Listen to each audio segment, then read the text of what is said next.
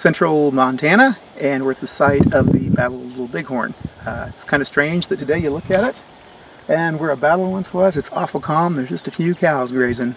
So let's look around. We often think of the Sioux as a tribe firmly rooted in the northern Great Plains, where they hunted buffalo and lived in teepees. However, the Sioux were actually a group of tribes, including the Lakota and the Dakota, who were fairly recent transplants to the region and came from areas around the Great Lakes, where they lived in wooden lodges, fished, and farmed wild rice. However, conflict with other tribes pushed them westward onto the Great Plains in the late 1600s. And with the introduction of the horse, the Lakota lifestyle began to revolve around hunting buffalo and living in hide lodges, what we call teepees. And sharing dominance with the Lakota were the Northern Cheyenne, who were a loose confederation of tribes that became the Lakota's allies. Now, the long straight trunks of pine trees were needed for the lodges, and those were somewhat of a rarity on the northern Great Plains. Luckily, in western South Dakota, a forest had sprung up in the Black Hills. And as the Europeans moved into the area, lands including the Black Hills were set aside as part of the Great Sioux Reservation in 1868. Now, as quickly as the ink had dried on the paper that had established the reservations, white settlers and the U.S. government began to break it. The timber in the Black Hills was seen as an easily exploitable resource, and the logs could be easily floated downstream to supply building materials for the influx of settlers to the Great Plains. In 1874, George Armstrong Custer led an army expedition into the Black Hills that discovered gold. Now, the Bureau of Indian Affairs wanted to claim the Black Hills, round the various northern Indian tribes up, and send them to Indian Territory in Oklahoma. At the same time, the Lakota and the Cheyenne were pushed further west, where they began invading the land of the Crow and the Arikara, who allied with and called on the U.S. Army to intervene. Early in 1876, the Army had called on the dispersed tribes to assemble on the reservations. Now, some of the tribes complied, some stated that they would come in as soon as they were done with their hunting expeditions, and some ignored the summons completely. By June, a number of these tribes, including the Hunkpapa, Miniconjou, Sansark, Brule, and the Ogallala subtribes of the Lakota, as well as the Northern Cheyenne and Arapaho, were coalescing to engage in the Sundance, which was a major religious ceremony, and to hunt. And they were doing this on the Crow Reservation in the southern Montana Territory. Now, during the Sundance around June 5th of 1876, on Rosebud Creek in Montana, Sitting Bull, the spiritual leader of the Hunkpapa Lakota, reportedly had a vision of soldiers falling into his camp like grasshoppers from the sky. On June 17th, the combined Native forces fought General George Crook to a draw at the Battle of the Rosebud. On June 25th, the coalition of Native tribes was camped on the western shore of the Greasy Grass River. So this is the site of the Indian encampment.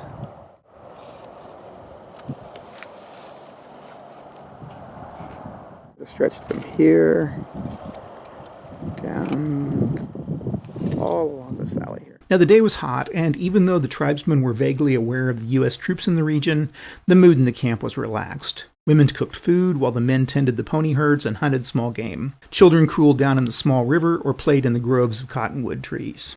At about 3 p.m., a cry went up that soldiers were seen crossing the river to the southeast of the camp. And word quickly spread as the men scrambled to gather up their pony herds, gather weapons, and mount up for a fight. The women, children, and elders scurried to pack up belongings in preparation for fleeing, and Sitting Bull, who served as a spiritual rather than a military leader, began to rally the men into battle. Now to the south, smoke gave away the positions of the advancing soldiers. Eventually they came into view and dismounted, choosing to form a line and trudge forward on foot. And with their long rifles, they were able to fire across the distance and send bullets whizzing through the lodges of the encampment. Now, accompanying the soldiers were a number of Arikara and Crow scouts who set their sights on killing several women and children who'd been straggling along the river and appropriating a number of the stray ponies. Now, this skirmish line held for no more than about 15 or 20 minutes, as the mounted warriors began to cross the open field and descend on them. The soldiers' left flank was particularly vulnerable, and they were forced back to fire from a sheltered position in the timber along the river. Now, initially, this proved a problem, as the soldiers were able to kill a number of warriors who attempted to rush their position. However, within minutes, the problem was solved when Crazy Horse arrived at the fight and rallied the warriors into making a massed attack against the protected soldiers. Now suddenly the soldiers remounted their horses and made a mad dash for another stand of timbers across about a mile of space. Now the troopers' horses were tired and the soldiers were running in fear, and it was not difficult for the warriors, who were mounted on fresh ponies, to outpace them and bring them down. Now a number of warriors likened this to hunting frightened buffalo. When the soldiers finally reached a point to ford the river, the battle became a melee as the Army soldiers attempted to cross the stream and either scramble up steep bluffs or hide in the underbrush. And they were easy target, and several dozen were killed with axes and clubs. So the south end of the village was here, and it's where Reno advanced. Reno would have started from about over where those cars are over there and gone down those steep hills. And then if you look down here, there's a series of bluffs that go down to the river. Cross the river and then go up the valley. And right about in here is when the valley fight started to get kind of tough. They were in these trees. They then had to retreat back along the valley and then up these bluffs and back up to that position there. Now the first portion of the battle was over, with nearly 30 soldiers dead, and Indian casualties included the young boy Deeds, who was the initial casualty of the battle when the soldiers first appeared, chased by Owl, Dog with Horns, Hawkman, Swift Bear, Three Bears, White Bull, and Young Black Moon. And it was thought that 6 women and 4 children were killed by the Arikara scouts. Now 2 of these were wives of the Hunkpapa chief Gall. Now, unaware of the tragic situation, Gall was atop a low ridge to the northeast, and there he saw a large force of soldiers, most mounted on white or gray horses, and moving to the north and west. Now, he rightfully guessed that this second force would try to cross the Greasy Grass and attack the camp from the north, and he had to rush back to warn his people of this second attack. Now, word of the impending second attack quickly reached the warriors, who just chased the retreating first wave of soldiers up to the top of the bluffs. And it was decided to abandon this flight, as the soldiers were now digging into small foxholes, and also a pack train of soldiers was witnessed to be arriving from the south. This is actually kind of cool. These are rifle pits that were dug during the time of battle to protect the soldier during the Benteen command. At about 4:15, a number of the soldiers to the north began to move down Medicine Tail Coulee towards a ford in the river. Now, a Cheyenne camp was just across the Greasy Grass, and it was easily fordable. So this is Medicine Trail Coulee, and this is where Custer was coming through, probably the point where he saw the extent of the village. And he sent back an order to Benteen, big village, bring packs, which were probably his last words to any of the outside forces. A number of warriors met them, and after a brief firefight, the soldiers broke off the battle and continued to move steadily to the north and west, with the warriors now pursuing them. So at this point, the retreat starts. Come up from Medicine Trail Coulee, Medicine Trail Ford, up into Deep Coulee. And they're going to be heading this direction. Over the next hour, both sides moved and fired at each other, taking light casualties. And at the same time, warriors including Crazy Horse and a number of Hunkpapa began to move around the north and west in an attempt to cut off the retreating soldiers. So, at this point, the 7th Cavalry is coming up this area. And from where we're sitting, they're being shot at by, this is Greasy Grass Ridge, and they're being shot at by warriors just over the ridge. Kind of see what's going on here.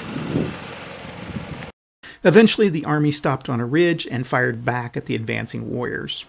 Still, more warriors continued to arrive and move around the blue-clad soldiers, who were being pushed into smaller and smaller circles. Eventually, the soldiers had to kill their horses in order to give them some shelter from the fire, which was on all sides. And small groups of soldiers also tried to flee, but they were surrounded and cut down. At a little after 6 p.m., the warriors charged the remnants of the soldiers, who were now huddled on a small hilltop. Now, while the hand-to-hand fighting was fierce, it was over very quickly. 16 officers and 242 troopers lay dead on the field, and between 60 in Lakota and Cheyenne had been killed, including Black Bear, Lame White Man, and Bearhorn. Now, while most of the village had now fled, the remaining women and surviving warriors wandered the battlefield, killing and mutilating the fallen, and stripping the bodies of their clothing and personal possessions. Having won the day, the Lakotas and their allies quickly dispersed, and for the remainder of the year, the army would struggle to bring them to another battle as large and decisive as the Battle of the Little Bighorn, as they called it. And eventually the army would be forced to leave the field. Still, an even more insidious and cruel force was at work to bring the tribes of the northern plains to their knees. Rations of food and ammunition were cut off to the reservations, and the people living there began to starve. Further railroads began to cross the prairie, and with them came buffalo hunters, who killed the major source of the natives' food. And this was coupled by relocating many of the remaining Lakota and Northern Cheyenne to Oklahoma, which was hundreds of miles away from their lands. And the next year, with the murder of Crazy Horse at Fort Robinson, the Lakota would no longer be a military threat. Still, the Lakota were able to hang on for another 14 years until two events, the murder of Sitting Bull and the massacre at Wounded Knee, obliterated their autonomy in the Northern Plains. Custer's Last Stand was designed by Mike and Grant Wiley, and it was published in 2019 by Worthington Publishing. And like a lot of the games that I've played from Worthington Publishing, the rules are fairly clear and straightforward, but let's go through them. Now, the die-cut counters are the units of the game, and for the Little Bighorn battle, the 7th Cavalry is represented by the yellow-colored units. Now, the native units are represented by the tan-colored units, and they also have the tribe shown by a color bar with the tribe name on them. Now, each unit has two sides, a full strength and a reduced strength side, and on this they have both their movement points, which are the number of hexes a unit can move, accounting for terrain movement modifiers, and their combat factors, which are the strength of the unit. And terrain and other situations like being mounted or dismounted can add or subtract combat factors for the unit. And generally, when the units are reduced, the unit combat factor is reduced, but the movement points remain the same. There's also leader counters for both sides. Now all the leaders are named, and a single leader can stack with other units. Also note that leaders have 5 movement points, and they move when their activation marker is drawn. In addition, they can activate a number of units indicated on the activation marker that are within 5 hexes and haven't yet moved during that turn. Also, leaders contribute combat modifiers to attacking units' die rolls. Now, the native tribal leaders are much the same as the cavalry leaders, and they also stack with 2 units. However, they do have 6 movement points. There's also counters for tribal village units, and the tribal village units can move when their tribe activation marker is drawn. They have 2 movement points and 1 combat factor. However, they only use this to defend. They can't attack. Now, once they are hit, they are considered captured, and they're removed from the game. Now, the standard setup for the Little Bighorn battle is to put Custer and his company C, E, F, L, and I, as well as a scout unit, around the Custer hex on the southeast edge of the map. Now, Reno and companies A, G, and M will come in on turn 2 on the hex marked Reno, and on turn 6, Benteen will enter with companies B, D, H, K, and the pack train on the Benteen hex. Now, the setup for the native player is very simple. You place the appropriate villages on the map with their associated warrior and leader markers. Now, unit activation is very important in the sequence of play. And you begin by determining how many activation markers each side will draw for the turn, and you place all those markers in an opaque container like a cup. You then draw 1 activation marker from the container, and if it's not usable, you set it aside and draw another until an eligible one is drawn.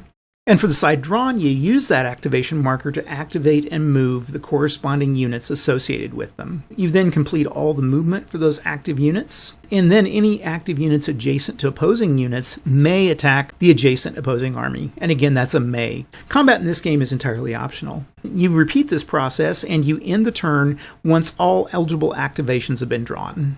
Now, the number of activation markers drawn varies from turn to turn, and each turn lists how many activation markers should be drawn from the cup, and for each side to be used for movement and combat.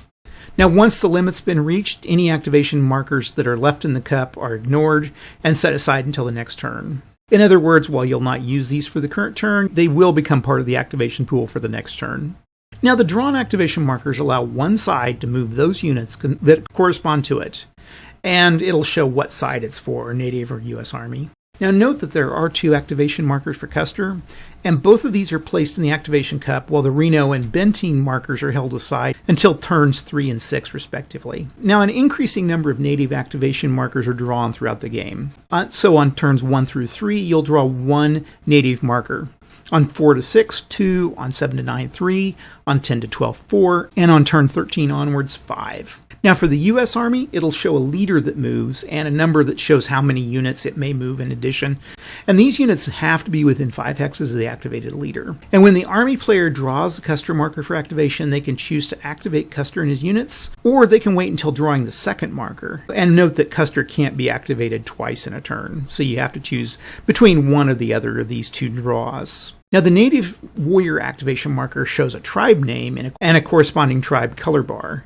And the corresponding Native Warrior units can move and have combat regardless of where they are on the game board when their activation marker is drawn. Once units have been activated, have moved, and have had combat, their activation's over. You then draw the next activation marker, and the procedure repeats itself. And this continues until all eligible activation markers for the turn have been drawn from the cup. And once that occurs, the turn's over and the new turn begins. Now, it's important to remember that once a unit's been activated in a turn for movement and combat, it can't be activated again until the next turn. It can still defend or retreat if it's attacked, however. Movement's straightforward. Once the activation marker's drawn, you move the corresponding units up to their full movement points, and you adjust this for terrain and any opposing unit's zone of control. Now, units can move through friendly units in excess of stacking restrictions, which is 2 units, but not through enemy units. And certain terrains, both hexes and hexides, cost a specific movement point to cross, and this can be found on the terrain effects chart. Further, crossing more than one type of terrain can cost more. For example, crossing a river into a wooded hex would cost 4 movement points, 2 movement points for the river and 2 movement points for the woods. Now, all units except leaders have a zone of control, and enemy zones of control cost 1 extra movement point to move into or through. And units can move through enemy zones of control, but they can't move through the enemy units themselves. And in this game, enemy zones of control don't affect retreat. Also, terrain doesn't affect zones of control, and zones of control don't affect the U.S. Army leader's 5-hex range of activation. Now, as I said before, no more than 2 non-leader units can end movement in 1 hex, and a single leader can stack with 2 non-leader units. However, leaders cannot stack with each other. Finally, one last point about movement. The native villages are the only units that can exit the game board, and they do so with these brown arrows to score the victory points. And any villages that exit the game board can't return. Now, units can exist in a mounted or a dismounted state, and they can mount or dismount in the movement phase only before they actually move. And they do this at the cost of 2 movement points, 3 if they're in an enemy zone of control. Now, dismounted units reduce their movement rate, but they do gain a combat modifier. This is a -2 to movement and a +1 for the cavalry, and a -3 to movement and +1 for native units. Combat's based off of comparing unit strengths.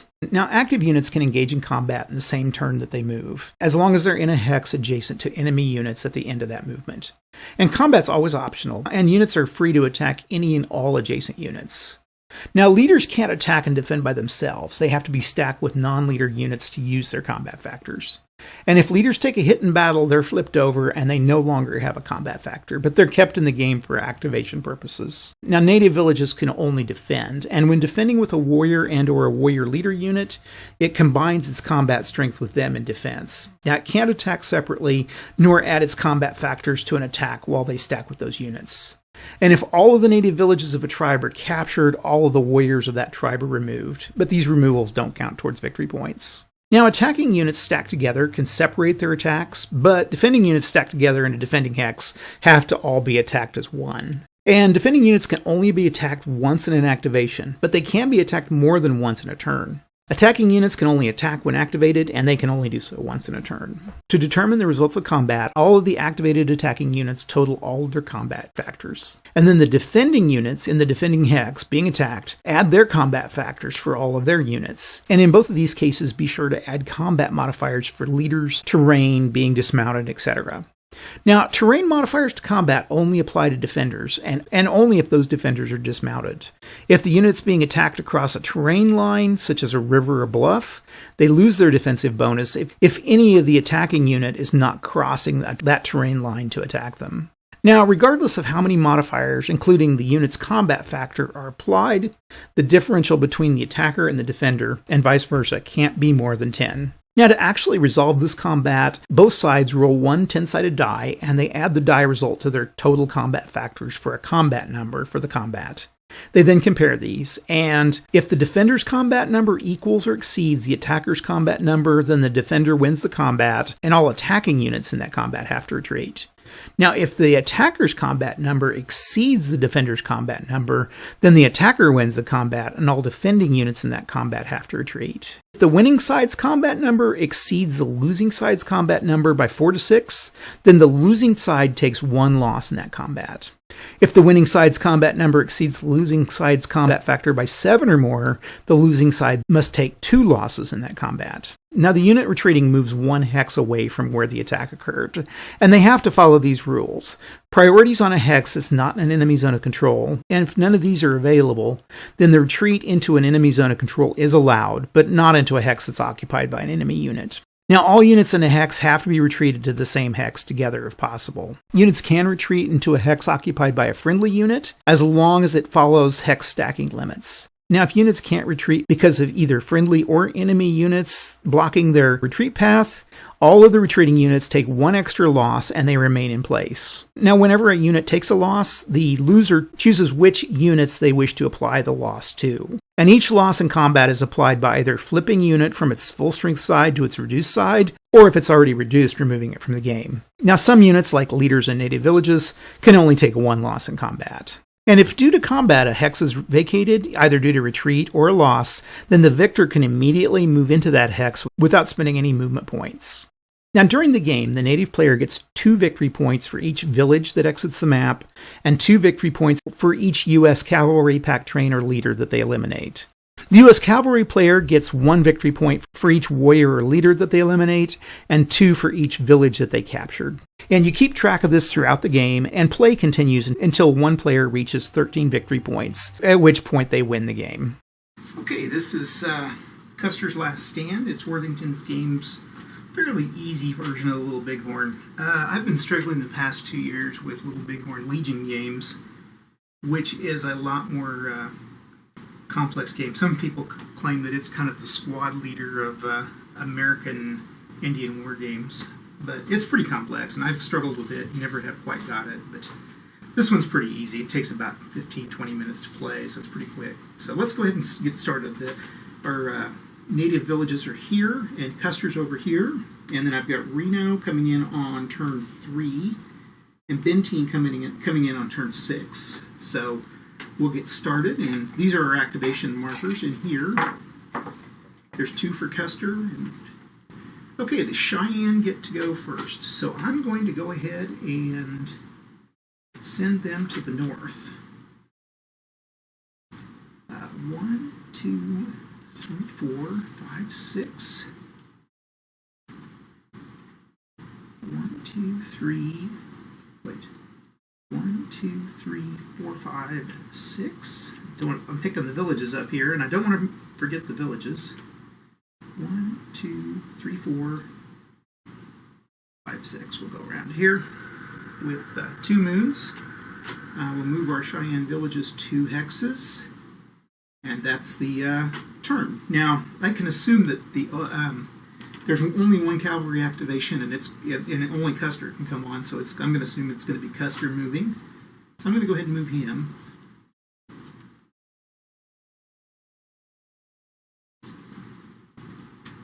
Okay. And that is the first turn. We've got that one down. Let's go with second turn. Put this back in. And it's going to be the Sandsark. And they're going to move 1, 2, 3, 4, 5, 6. I'm going to try to block them. I think Custer's going to try to move around here and catch the villages as they move off the board. Kind of follow the historical pattern. But let's go ahead and move Custer. 1, 2, 3, 4, 5.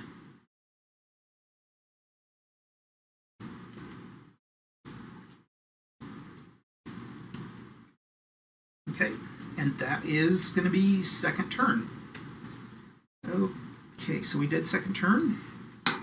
We go to third turn. Now this changes things because Reno's now in the fight. And we'll move him down here.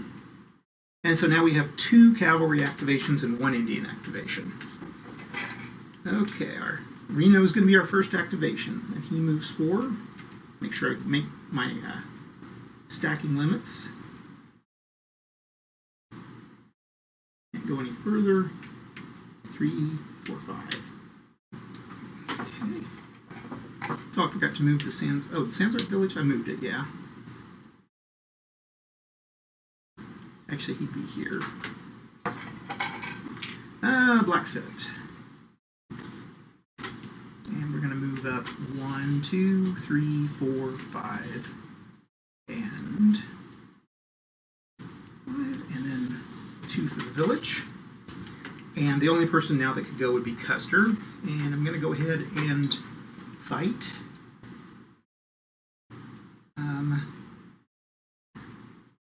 3, 4.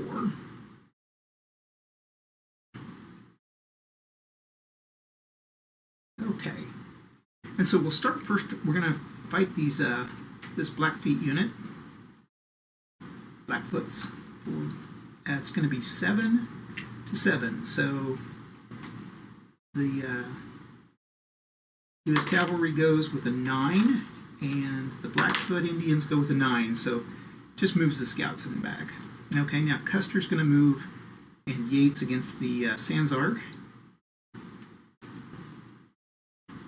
22 to 8, so that's going to be the +10 maximum. The scouts get they get a 14 for Custer and an 8 for the Sans Arc. So that is a difference of 6. And so that's going to be a defender loses 1 and retreats. So we'll move these guys back and flip that to show 1 loss. Okay. And that is going to be, let's see, they went, Blackfeet went, and Reno went. So we go to turn 4. Now at this point we have 2 Indian activations.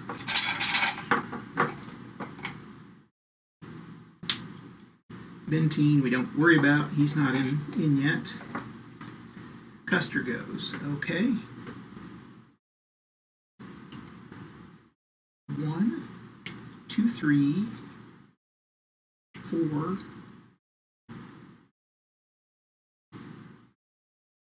5.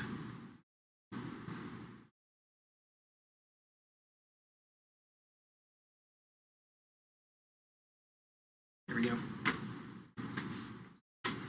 Custer's going to go 2, 3, 4, 5, and Yates will go here.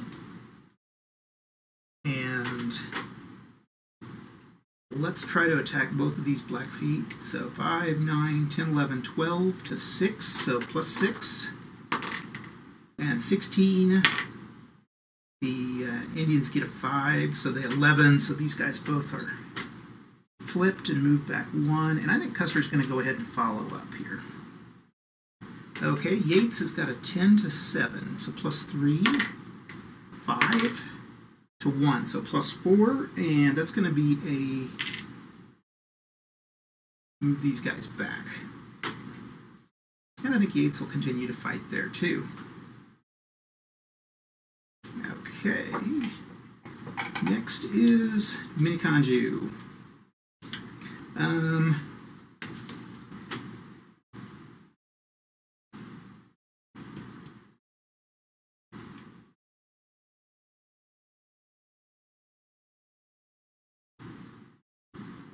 Okay, Miniconju have moved, and we have 1 more.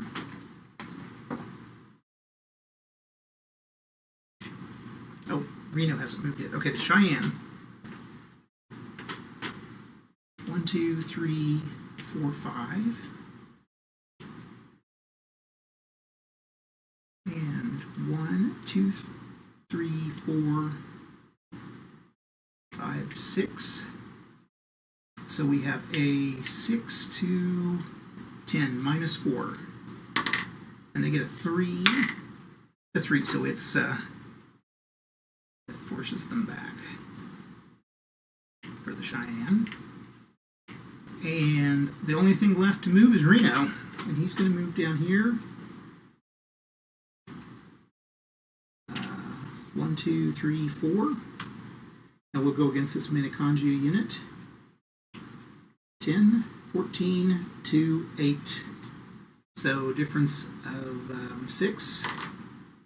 15 to 7. So difference of 8, and that's going to send these guys back 1. I'll move in. Actually, I'll move this guy here, Macintosh. Okay, I think that's everybody. So we go to turn 5. 2 cavalry activations, 2 Indian activations.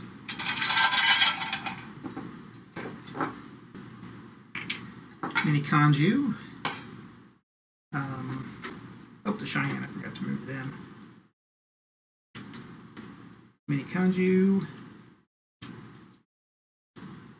And here we will go against Macintosh. So we've got 7 and 6 is 13 to 4. So 9 plus 6 is 15. to 8, difference of 7, so that will be 2 losses and they're out. So that's our first casualty there. And these mini kanji will move into place. Okay, Sans Arc.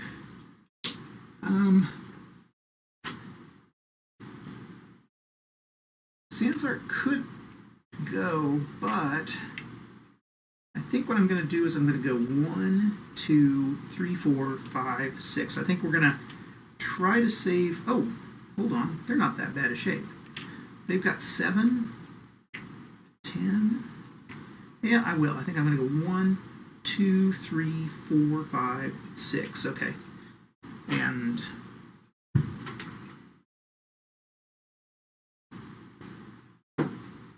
that will be it for the natives. We go with Benteen, who's not on the board yet. Reno. Okay, so Reno's going to go against these mini kanju down here. 10 to 6, so plus 4. So he's got 13 to 5, difference of 8. So that eliminates these two. And then Custer gets to go. I think I'll stay out here for 5. Well, 1, 2, 3, 4, 5. I think he can stay right there. We're going to stay put. Okay, these guys are going to go 12 to 4 plus 8. 11 to 3. So 11 and 3 is going to be 7, 8. So these guys are eliminated. And he can move down here. And then Yates and Calhoun are going to go 10 to 6 plus 4. They get a 6. And the natives get a 2. So difference of 4. So native unit takes a hit and moves back. And that is it. I think we got, 2 Indian units. And that moves us to turn 6. So turn 6, Benteen comes on board. We still have only 2 cavalry actions. And we have 2 Indian actions. Let's go with the Blackfoot. Where are the Blackfoot? Blackfoot have taken some damage. Not the guys I wanted to be moving around, so let's see if 5. I think again I'm going to try to use them to block. So we're going to go 1, 2, 3, 4, 5, 6.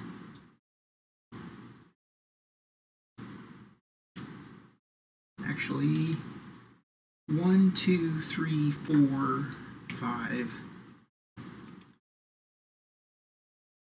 We'll go this way.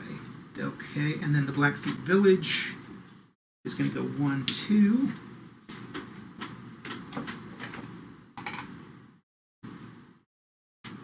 Next is Custer.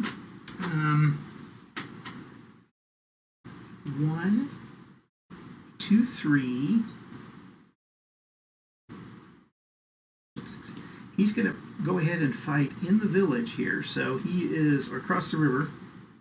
And he's going to move here and here. We're going to move up here. And we'll move this guy over here.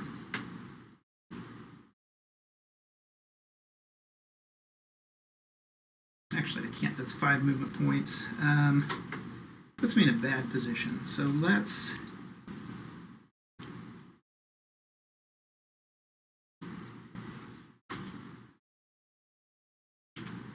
go against the Cheyenne here. Well, no, let's go 1, 2, 3, 4, 5. We'll move the scouts here. 1, 2, 3, 4, 5, and 1, 2, 3, 4. I can't go any further there. Okay. Can't do anything else with Custer, but we can try to take some villages. Okay, who's next? The Cheyenne, okay. 1, 1, 2, 3, 4, 5. 2, 3, 4, 5. And 1, 2, 3, 4, 5, 6. Yeah, I can make it. Okay. So first we'll try to attack across the Custer here. And we get a 6, 7, 8 to 12. So actually, let's do it against Yates here. 6, 7, 8, 9, 10, 11, 12, 13, 14, 18, 19, 20, 21 to 10. Okay, plus 10. So they get a 19 to 2. Easily knocks these guys back. And they'll move into place here. And the Cheyenne villages will move here and here.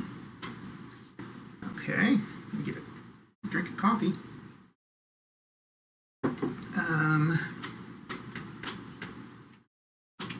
Okay, so that's 2 Indian movements, and I've got 1 more cavalry activation.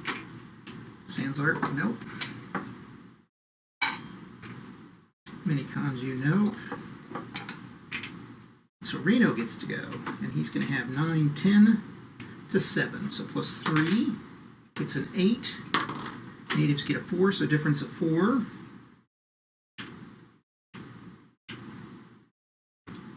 Okay, and that's going to be the end of turn. We go to turn 7. Now this one has 3 cavalry activations and 3 Indian activations.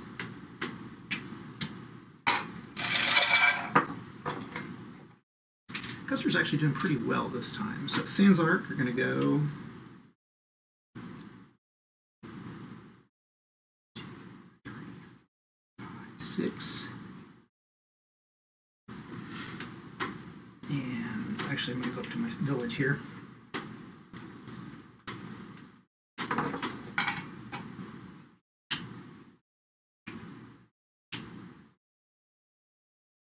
I guess Benteen would have made this last turn. Benteen would have made it because there's 3. I thought there was no. There was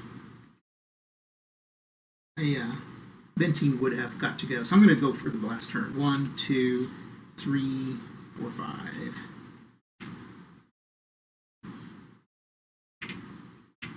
There, because we have 3 cavalry activations, so Benteen would have been able to make it. Okay, now next turn we go to the Sanzark. And then the Cheyenne, okay. At this point, I think I will go here. And first of all, I'm going to try to attack Custer. He's got 9, 10, 11, 12, and I have 3, 6, 7, 8, 9, 10, 11, 12, 13, 14, so plus 2. Natives throw a 5. Custer throws a 9, so minus 4. So these guys take 1. And are moved back. Move my Cheyenne villages. They're almost off the board there. And then these guys, 7 to 8 minus 1 gets a 7. Cavalry gets a 7, so these guys move back. Okay, that's 2 Indian activations. We get Reno.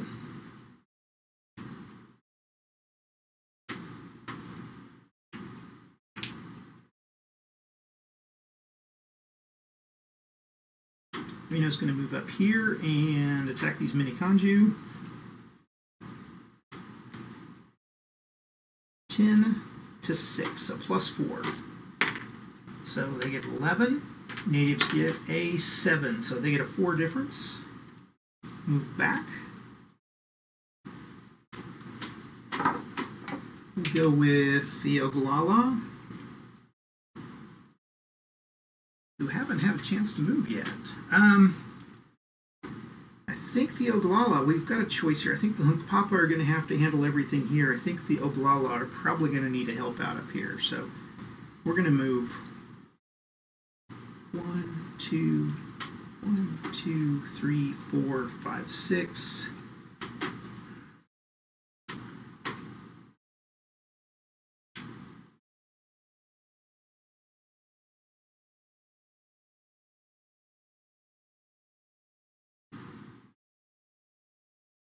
Go back here. 1, 2, 3, 4.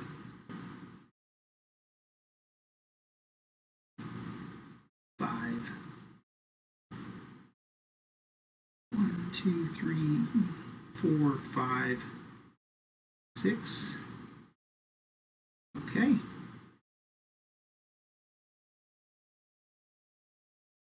And move here, and then these Oglala will move here. 1, 2.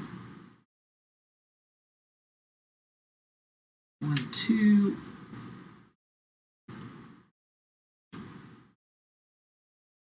There. Oh, that's a Blackfoot village. I'm losing an Oglala village here.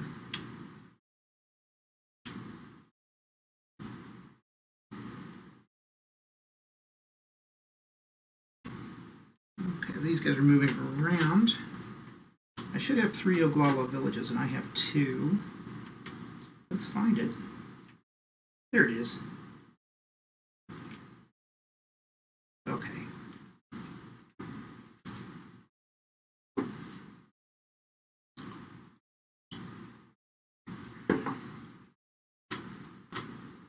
And that was my third native move. Custer gets to go.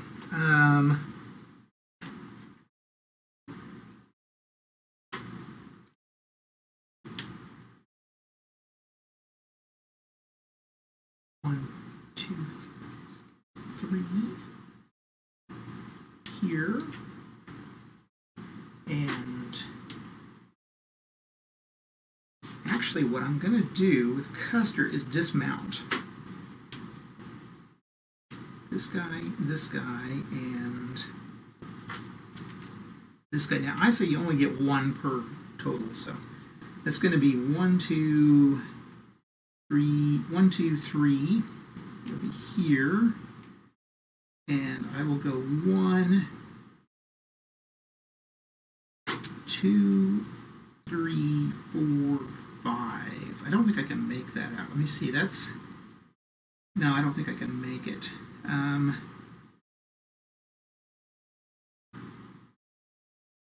We'll go up there and fight Bill Knife. Okay. So we're going to start with the Sans Arc here, and we're going to go 7, 8, 9, 10, 11, 12, and 17. I think that's going to be 17. 10, 13, 14, 15, 16, 17, 18, 19, 20, 22,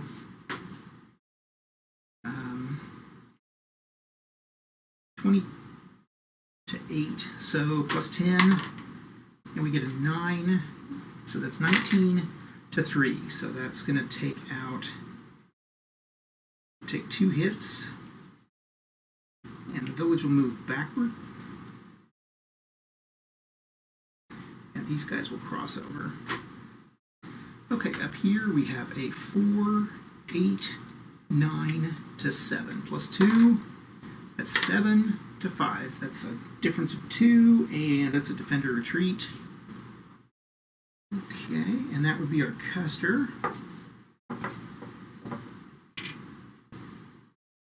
We go with Custer. Oh, here's my Benteen. Where's my Reno? Okay, Benteen we go. He's the last one. So here he's plodding along. 1, 2, 3, 5. 1, 2, 3, 4, 5. And 1, 2, 3, 4, 5. Okay. And that's the end of turn. Things kind of get complex here, but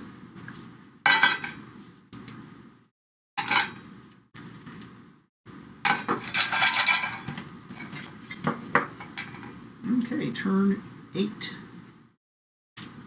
Reno. I'm going to go up and continue to harass these guys. I've got 5,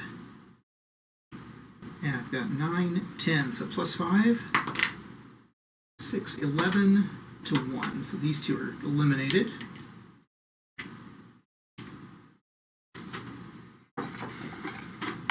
Next is Custer, and going to go ahead and try to move down in here and capture a village. So I've got 4 and 5, 9, 10, 11, 12, 13 to 4. So that's going to be 9, 10, 11 to 4. 11 to 4 is going to be a 7. So that's going to be 2, 1, and 2. That captures the village.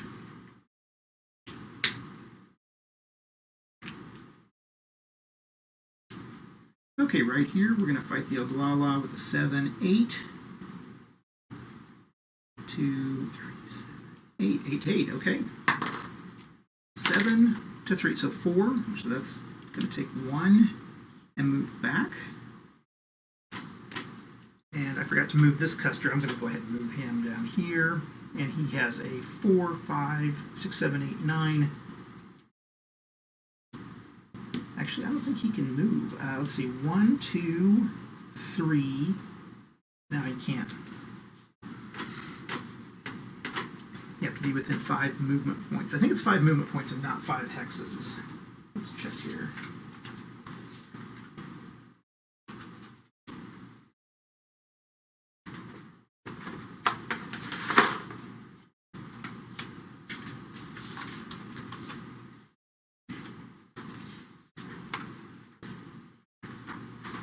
Activation of units, 5 hexes. Okay, so he is in it. 1, 2, 3.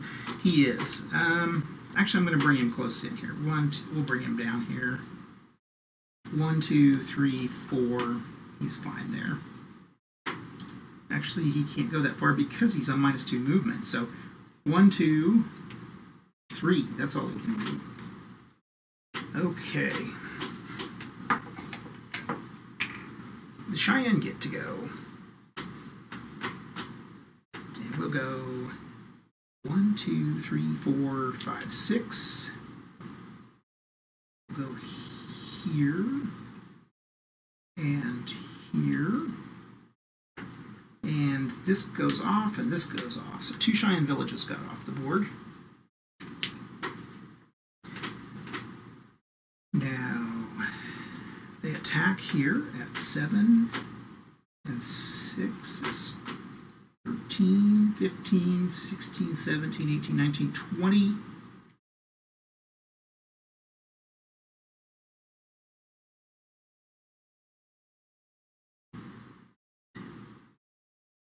Okay, 10, and he gets to use the defensive bonus for being in the coulee, so.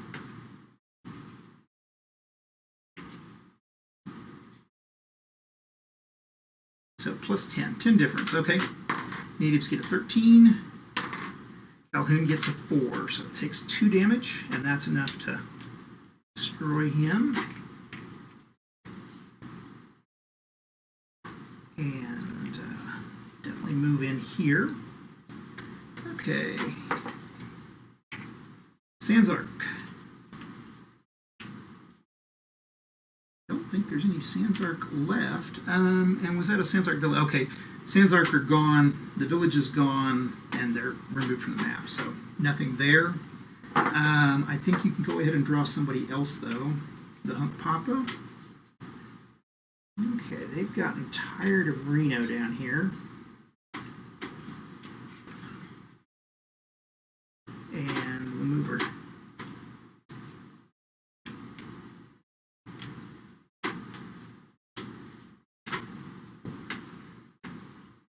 Oh, my villages.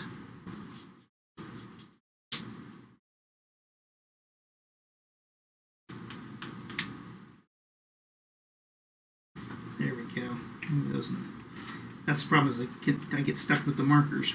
Okay, there's the villages. Hunk Papa will go against Reno here and Benteen down here. So we got 6,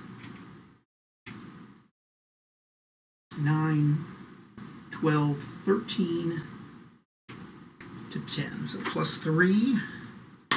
Natives rule a 8 to 1, so 7. So Reno takes 2 hits and moves back. And yes, I will move forward. Okay, Sitting Bull 8, 9 to 11. So -2, it's an 8. to 5. Difference of 3, so that's going to send Bentine back. Okay. And that was the 3 Indian activations. We will go to a... Actually, I guess Bentine would be the only other one, so we'll go ahead and move his guys. And here, and 1, 2, 3, 4, 5. There. Okay, and they're going to go against the Hunt Papa. 10, 19, 21 to 9, so plus 10. They get a 14 to 2, so the Hunt Papa are sent back, and they lose. And Sitting Bull is here, he's still alive. Try to keep the Chiefs as long as I can. And that's Bentine, so that's our 3 cavalry activations, 3 Indian activations. Takes us to turn 9. Time for a slug of coffee.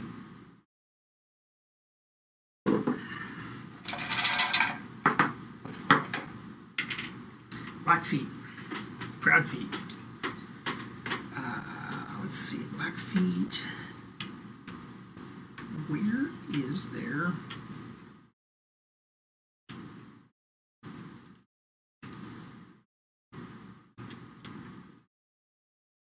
Okay, are there any Blackfeet warriors?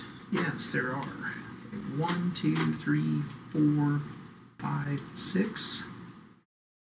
And that would be the Blackfeet movement.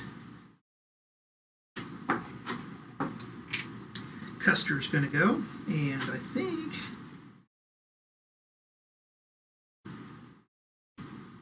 time to move over here. And so we're going to have 7, 8,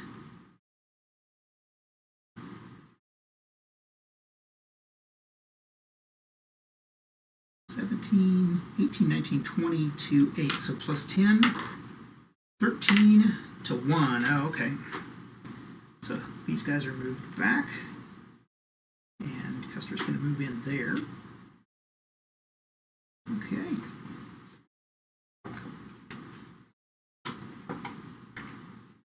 Oglala move. 1, 2, 1, 2, and 1, 2, and move here. Any other Oglala? Okay, 1, 2, 3, 4, 5, 6, and we'll attack Custer here with a 6, 12.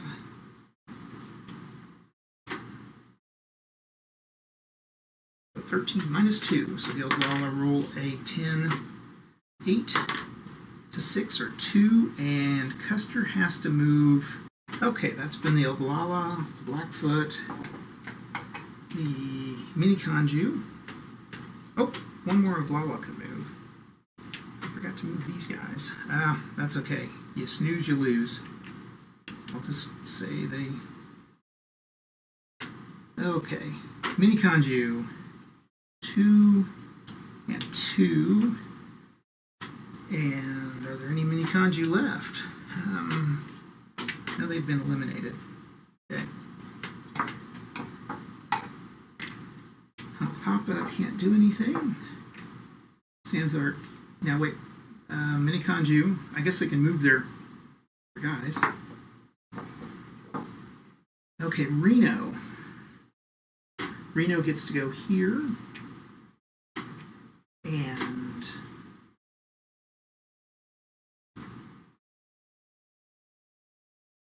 eight to 6, so plus 2.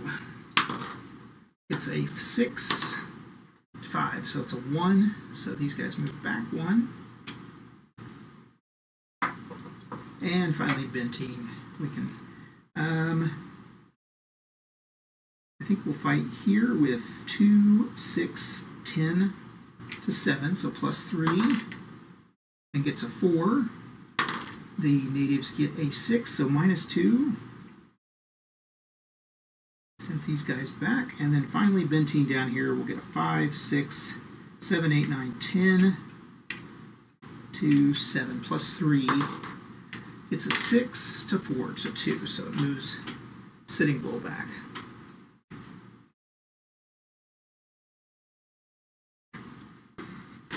Okay, that's the end of turn. And we now have 4 Indian activations and 3 cavalry. We'll start with the Blackfoot. Are there black? Okay, 1, 2. There's just a Blackfoot village, I think. Oh, okay. 2, 3, 4, 5, 6. So the Blackfoot will go here. We pull the Hunkapapa. 2, 2, and 2.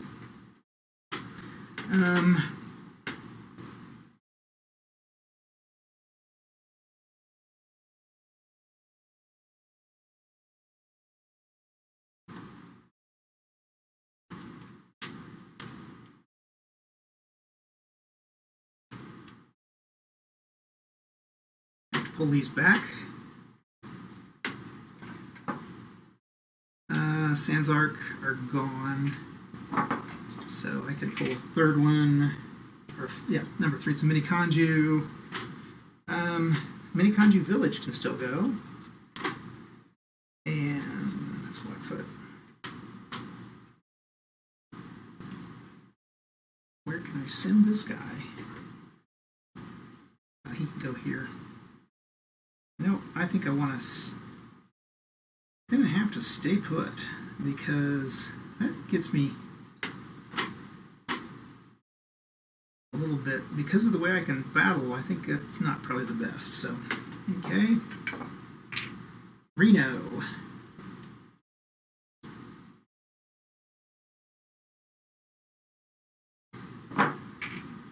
The Cheyenne. Okay.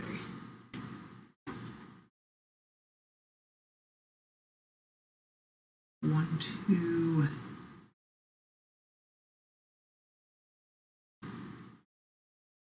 3, 4, and then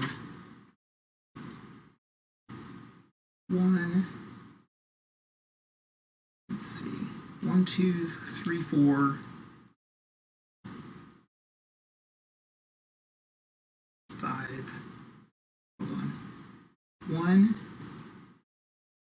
2, 3, 4, 5, 6. Okay. So these Cheyenne are going to go 7 and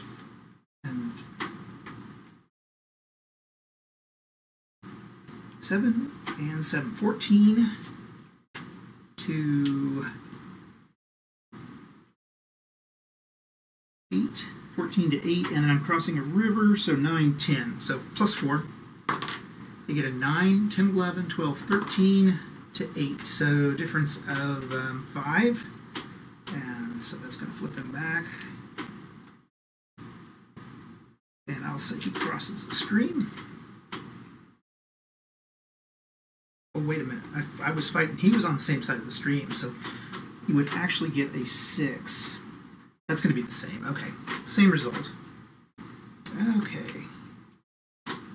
Who's gone? Let's see. Sandsark don't count. I can take these out of action here.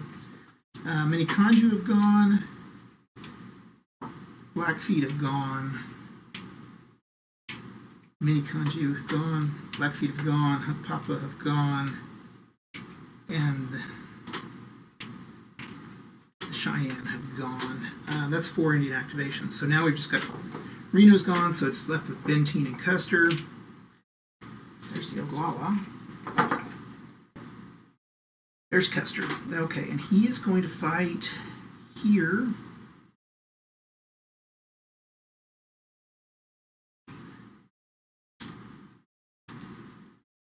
$13 to 6, so he gets a plus 7. 14 to 1. Okay, 2 hits, so that's it for the Oglala. And then down here, 4, 5, 6, 7 to 6 plus 1.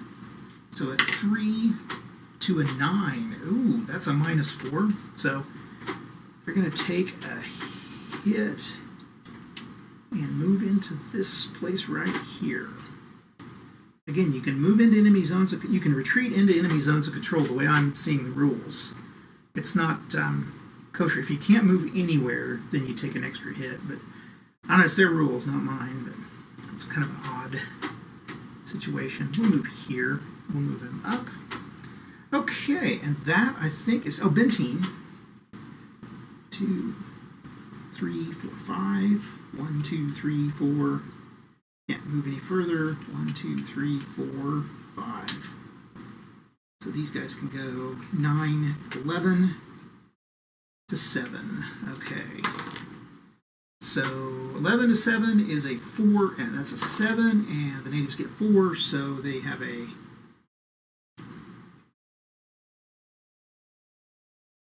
one hit and withdraw. Now I don't know if the villages can retreat or not. I don't remember the rules saying one way or the other. So okay, and that ends the turn. Let's see if we've hit victory conditions. So according to the rules, the Indians get 2 village for every village they got off. So they've got 2, 4, 6, 8, 10. So far they've made 10. The army's made 2, 3, 4, 5, 6, 7, 8, 9, 10, 11, 12, and 13. So they've made victory conditions. So essentially, I'm going to say that at this point the natives would probably flee the battle. But anyway, that's what I've got. This can go either way. It's fairly balanced that way. I've had it usually. I don't know. It goes probably advantage to the Indians about 60% of the time, and advantage to the cavalry about 40% of the time. And if you can get the Hunkpapa and the Ogallala moved down here, you can usually take Reno and Benteen out pretty quickly, and then do a holding action against Custer up here, and then move these units. Once they've taken care of Benteen and Reno, you can move these native units up and wipe Custer out. So anyway, that's what I've got. This has been a heck of a video to make just because of a lot of technical issues with cameras and stuff.